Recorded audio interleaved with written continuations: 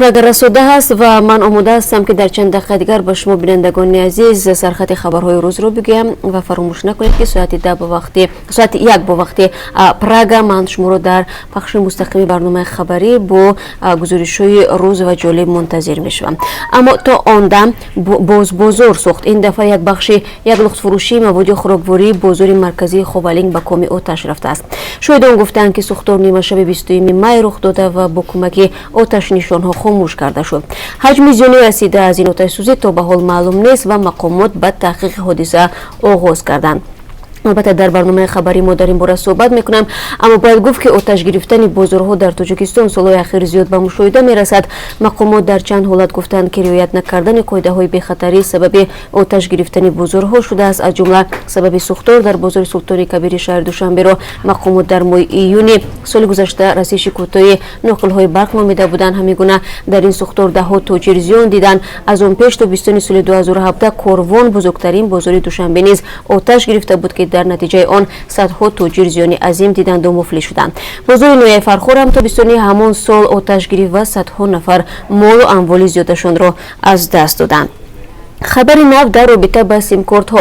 اگر تا مدت تعیین شده یعنی تا ماه آگوست اخترش تا 16 صاحبان شناسنامه های کاغذی آن را با آیدی کارت عوض نکنند، سیم کارت هایشان قطع می شود.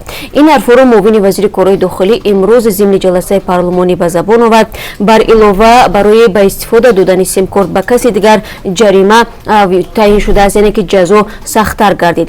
تفصیلات را در برنامه خبری برای شما خواهیم گفت. تنها همین را یادآور میشم که بر اساس معلومات شرکت‌های موبیلی بیش از 3 میلیون سیم کارت با شناسنامه‌های کاغذی فروخته شده است و تعداد از صاحبان سیم کارت‌ها امروز بیرون از وطن و اکثرا در روسیه هستند.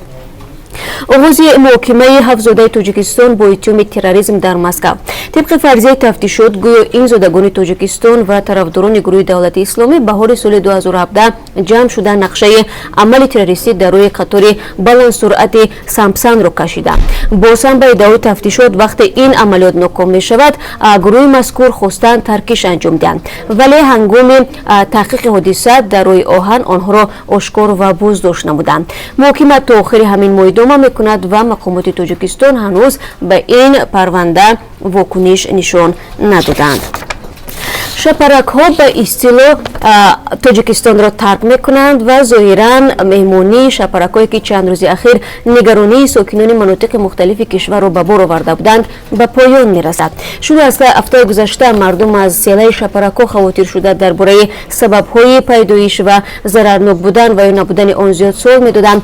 حتی سر و صداهای نیز پیدا شد که این شپرک ها با آمدن خود کودکان را بیمار کردند. تا کجا این آوازه ها حقیقت دارند و خط حرکت شپرک‌های موشخور اکنون به کدام سمت خواهد بود، در برنامه خبری برایتان معلومات بیشتر خواهیم داد، زیرا همکاران ما از صبح امروز دنبال همین موضوع بودند. و همچنین یک گزارش داریم درباره ابلاوا در اخترش یک پهلوی نوی. این مثلا این بار قهرمان گزارش رادیو آزادی جوان است که با وجود ابلاوا شدنش تقریبا یک هفته می شود هیچ یک از قسم‌های حربی آماده نیست که او را به خدمت جلب کند. چرا؟ با ما بیاید بعد از کمتر از 3 ساعت دیگر در برنامه خبری تفصیلات در این باره میتونید تماشا کنید و میگم موضوع دیگری روز نیز هست که ما تا کمتر از 3 ساعت دیگر در اختیار شما خواهیم گذاشت با امید آنکه در برنامه خبری چون همیشه به ما میپیوندید ما شما رو در برنامه منتظر میشویم.